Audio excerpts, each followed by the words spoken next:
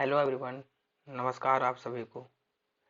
25 मई 2025 examination date. ये date तो exam कान में गूंज रहा ही होगा कि इस दिन प्रीलिम्स है। कोई नहीं, अभी 5 मंथ बचा है। 5 मंथ में हम लोग बेस्ट प्लानिंग से इस प्रीलिम को ईज के साथ क्लियर कर सकते हैं।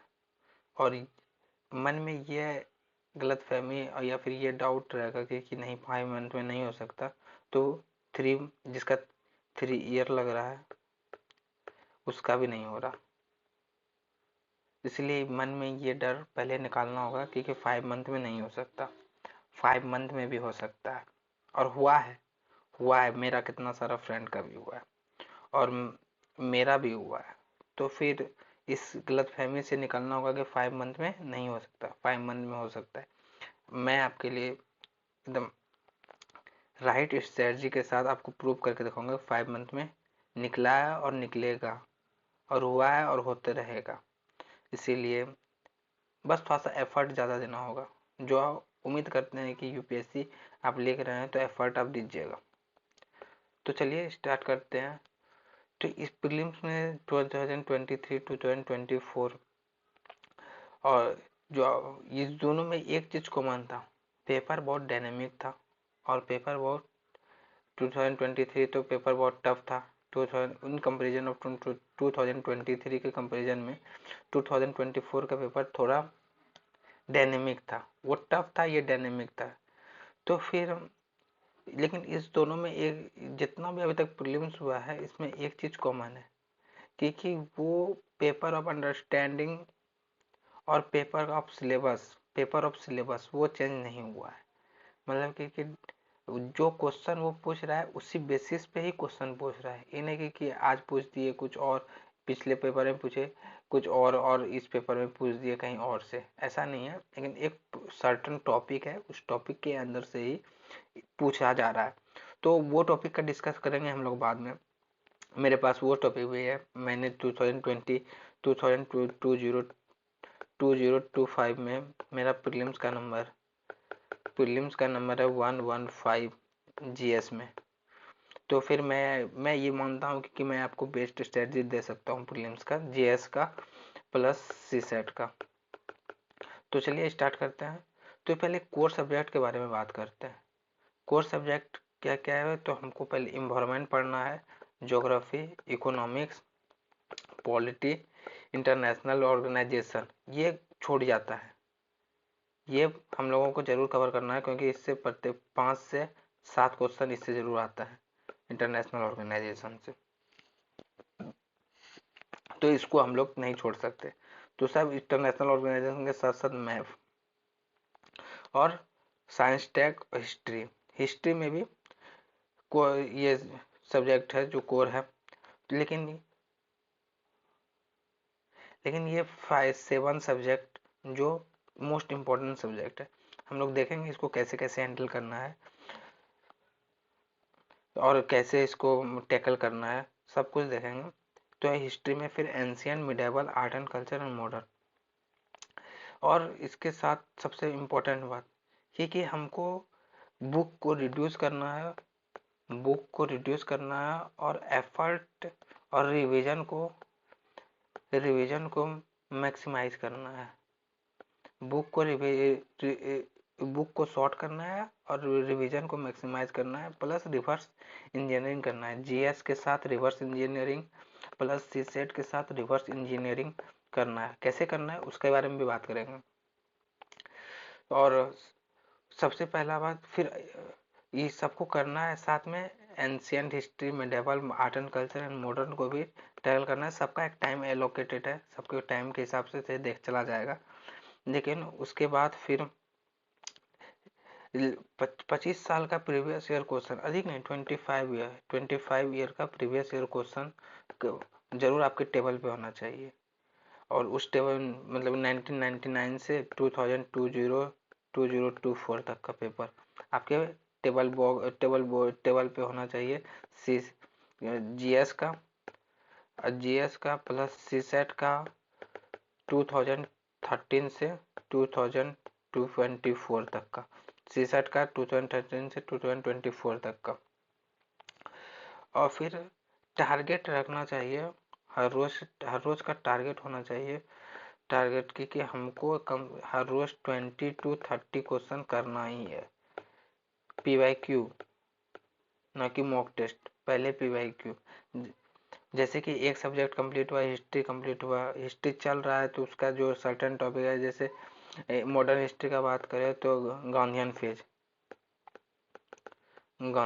का बात करते हैं, गांधीयन फेज का बात करते हैं। तो जैसे गांधीयन फेज कंप्लीट हुआ, उसका 20 क्वेश्चन लगा लिए, 20 से 25 क्वेश्चन लगा लिए।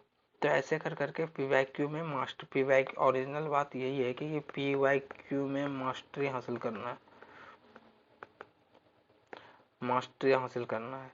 वो कैसे करना है, ऐसे ही धीरे धीरे हर रोज 20 क्वेश्चन करने से, आज 20 क्वेश्चन जीएस का, 20-25 क्वेश्चन जीएस का, 5 से 8 क्वेश्चन, 5 से 8 क्वेश्चन सीसेट का, इस तरह ही करके इससे मास्टरी हासिल किया जा सकता है। खैर ये सब तो है, अब करंट अफेयर्स का ही बात करेंगे हम लोग, सबका बात करेंगे और फिर प्रॉपर उसको टाइम एलोकेट करेंगे। तो जनवरी से अभी मानते हैं हम कि आज मैं अपलोड करूंगा ये वीडियो, तो कोई अभी आज देखेगा, कोई कल देखेगा, कोई जनवरी तक देखेगा, तो जनवरी से एलोकेटेड है, जो जितना लेट देखेगा उसको उतना एफर्ट डालना होगा। जनवरी में हम लोगों को पॉलिटी, इकोनॉमी और इंटरनेशनल ऑर्गेनाइजेशन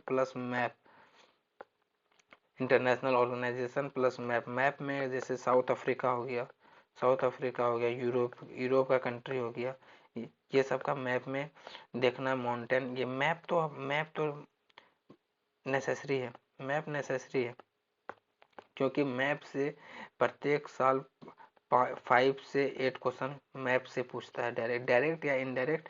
मैप, अगर मैप दिमाग में चल रहा होगा तो 5 से 8 क्वेश्चन आपका कोई काट नहीं सकता है इसको। तो फिर मैप जरूरी है। इंटरनेशनल ऑर्गेनाइजेशन मतलब कि किसी WTO का जैसे हेडक्वार्टर जहाँ, वो फिर मैप में देख लिए, लंदन कहाँ है, पेरिस कहाँ है, ये सब। जैसे कि मेडिटेरियन सी के सराउंडेड कौन कौन सा कंट्री है, वो मैप पे देख लिए, इसलिए मैप जरूरी है। रेड सी के सराउंड कौन कौन सा कंट्री है, वो मैप पे देख लिए। जो करंट, और फिर उसके साथ monthly current affairs magazine CSAT plus PYQ। Monthly current affair magazine 100 page का होता है, लेट से कि 100 पेज का होता है, 100 पेज का होता है, मतलब कि एक दिन में मान के लिए 50-80 पेज ही पढ़ना है, तो दूसरे दिन में मतलब 20, मतलब 1 घंटा में 20, मतलब कि एक दिन में एक मैगजीन आराम से कंप्लीट हो किया जा सकता, करते हैं और किया जा सकता भी है। तो फिर ये मंथली एक दिन में एक मैगजीन कंटिन्यू, और उसके साथ मंथली के मैगजीन के साथ साथ मैप, क्योंकि कि उसमें जो इंटरनेशनल का जो प्लेस इन न्यूज है वो मैप के साथ उसके लोकेट करके मैप के साथ उसको कंप्लीट करना है।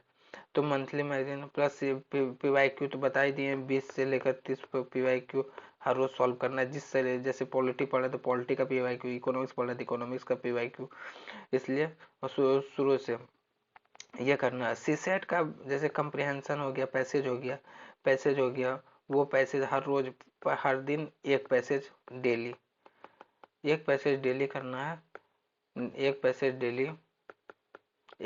डेली करना है, एक। और फिर दो दो रीजनिंग क्वेश्चन, मतलब कि टोटल 5 क्वेश्चन या 2 पैसेज कर लेते हैं, 2 पैसेज 3 रीजनिंग, इस तरह कर करके कि टोटल 5 क्वेश्चन पहले सीसेट का करना है, और PYQ का टोटल 20 to 25 क्वेश्चन PYQ करना है, और मंथली मैगजीन के साथ साथ मैप पढ़ना है। तो ये जनवरी में ये 3 चीज लोगे, का मतलब कि कम सब्जेक्ट है, लेकिन आपको टाइम हम मैक्सिमम दे रहे हैं। सब्जेक्ट कम रखे हैं लेकिन टाइम मैक्सिमम दे रहे हैं। सब्जेक्ट आपको बस तीन ही सब्जेक्ट एलोकेट किए हैं, साथ में मैगजीन और कैसी सेट, और लेकिन टाइम आपको 1 मंथ दे रहे हैं, 1 मंथ दे रहे हैं। उसी तरह फिर फरवरी में फिर ज्योग्राफी, केवल ज्योग्राफी पढ़ने से नहीं होगा, ज्योग्राफी के साथ साथ मैप को लेके चलना होगा। यहाँ भी मैप चला, यहाँ भी आपका मैप चलेगा, इन्वायरमेंट में भी मैप चलेगा। ज्योग्राफी में वॉल्केनो देखना है, कहाँ कहाँ वॉल्केनो है, कौन कौन सी है, कौन कौन सा सी है, कौन कौन सा माउंटेन पास है, कौन कौन से कहाँ काराकोरम रेंज कहाँ है, ये सब पैसेज का पासेज कहाँ कहाँ है, कौन नदी कहाँ से निकल रहा है, वो ज्योग्राफी से कोऑर्डिनेट करके साथ में मैप रखने के साथ ही वो चलेगा। फिर इन्वायरमेंट में भी वैसे ही चलेगा। और फिर साइंस एंड टेक का टेंशन नहीं लेना है इसको, तो ये आपका स्टैटिक पोर्शन नहीं, करंट अफेयर्स जो मंथली मैगजीन पढ़ना है वो साइंस का मंथली मैगजीन, उसी में मंथली मैगजीन से ही आपका साइंस का ओवरऑल ओवरऑल कंप्लीट हो जाएगा। तो साइंस का टेंशन नहीं है, मंथली मैगजीन से ओवरऑल साइंस का कंप्लीट होगा। प्लस उसके साथ अब यहाँ पर आपका 3 सब्जेक्ट कंप्लीट हो गया है। ये 3 सब्जेक्ट, एक फर्स्ट रीडिंग और सेकंड रीडिंग कंप्लीट हो चुका है। क्योंकि जो पढ़ेगा सुबह वो उसको रात में रिवाइज करके ही सोना होगा, तो फिर रात में रिवाइज करके फिर सुबह उठ के फिर जो पिछले दिन पढ़े हैं वो रिवाइज करना होगा। उस तरह आपको एक ही दिन में मतलब एक सब्जेक्ट आपका एक मल्टीपल रीडिंग चल रहा है। तो फिर फरवरी मंथ, जनवरी खत्म हुआ, फरवरी से आपको उस सेम टू सेम प्रोसेस चलेगा, ज्योग्राफी इन्वायरमेंट साइंस टेक। और ये इसको अभी रख देना है, क्योंकि आप कुछ भूलने वाले नहीं है। ऐसा आपको लगता है कि आप भूल जाइएगा, लेकिन आप 3 बार इसको, एक एक सब्जेक्ट को 3 3 बार रिवाइज कर चुके हैं, तो इसको भूलना नहीं है। 2 बार भी रिवाइज किए होंगे तो फिर भी आपके माइंड में वो स्टोर होगा, लेकिन आप उसको उससे टेंशन नहीं लेना है। तो इसी तरह ये चलेगा। उसके बाद फिर फरवरी में तीनों चलेगा, पीवाईक्यू, सीसेट और इसके साथ। और उसके बाद 3 मॉक से प्रत्येक संडे को फरवरी से एक मॉक टेस्ट लगाना है। 4 संडे 4 मॉक टेस्ट, या फिर 3 मॉक टेस्ट चलेगा। उसके बाद फिर मार्च में एंशियन, मेडिवल और मॉडर्न उठाना है। एंशियन मेडल उठाना है, एंशियन को 2 दिन अलॉट किए हैं, मॉडर्न मेडिवल को दो एंशियन को 3 दिन, मेडिवल को 2 दिन, मॉडर्न को 10 दिन, आर्ट एंड कल्चर को 2 दिन। ये टोटल 15 दिन अलॉट है, 15 से 16 दिन अलॉट है, 15 से 16 दिन अलॉट है। ये आपका कंप्लीट हो जाएगा मार्च में। अब बचा आपके पास 75 डेज। 75 डेज में क्या करना है, तीसरा राउंड का रिवीजन। अब क्या है कि 2 राउंड का रिवीजन, 2 से 3 राउंड का रिवीजन पहले कर चुके हैं, लेकिन फिर भी 2 राउंड का भी किए हैं, तो थर्ड राउंड का रिवीजन फास्टली होगा। थर्ड राउंड का रिवीजन सारा सब्जेक्ट को आपको एलोकेट कर देना है, 2 3 3 दिन, 4 4 दिन, 5 5 दिन। इसका थर्ड फोर्थ राउंड 45 दिन में आपको 2 राउंड और रिवीजन करना है।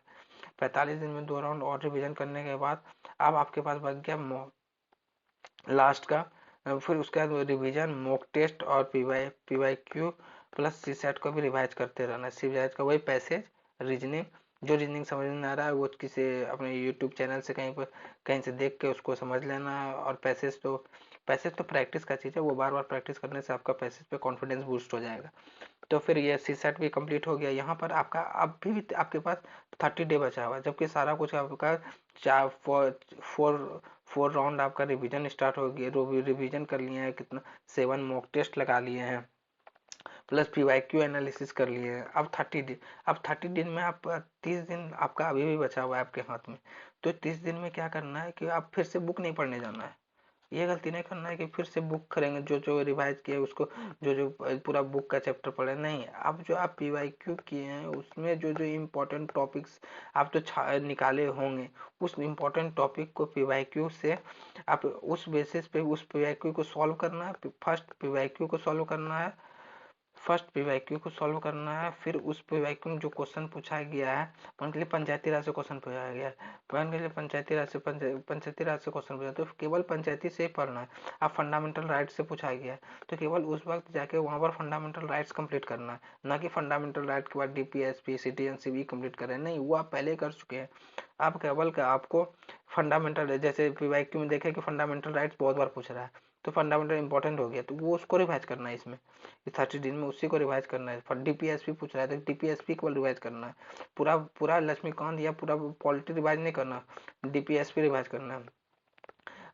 ड्यूटीज पूछा है तो केवल ड्यूटीज, प्रेम्बल पूछा है तो केवल प्रेम्बल रिवाइज करेंगे पीवाईक्यू लगाने के बाद। इस तरह उसका सॉल्व होगा। उसके बाद फिर लास्ट के 15 दिन इसी तरह रिवाइज होगा। फिर उसके बाद फुल लेंथ टेस्ट चलेगा, पीवाईक्यू का फुल लेंथ टेस्ट। पहले तो अब सब्जेक्ट वाइज सॉल्व किया है, पीवाईक्यू, अब फुल लेंथ टेस्ट चलेगा पीवाईक्यू का।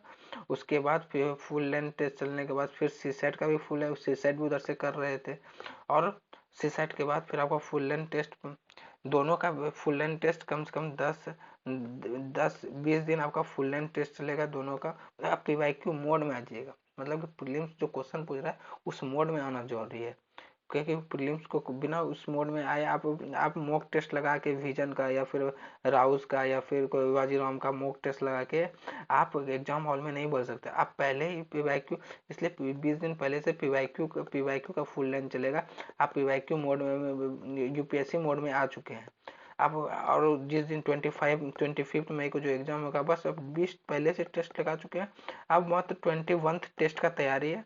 वो 21 टेस्ट देके जितना भी गलती हुआ है वो सुधार के 21 देके टेस्ट देके अपने दे के निकल जाना है, बस इतना ही करना है। उसके बाद ऑल चेक्ड, क्लियर है, क्लियर हो गया पीटी, कंफर्म 100%, कंफर्म 100%। बस इतना सा प्रोसेस आप फॉलो कर लीजिए, 100% हम बोलते हैं क्लियर हुआ। क्योंकि मेरा हुआ है, मेरा दोस्त का हुआ है, और हमको 11515 नंबर आया है 2024 बस इसी स्ट्रेटजी के साथ। सो आई होप कि आपको ये स्ट्रेटजी भी अच्छा लगा होगा। थैंक यू, मिलते हैं।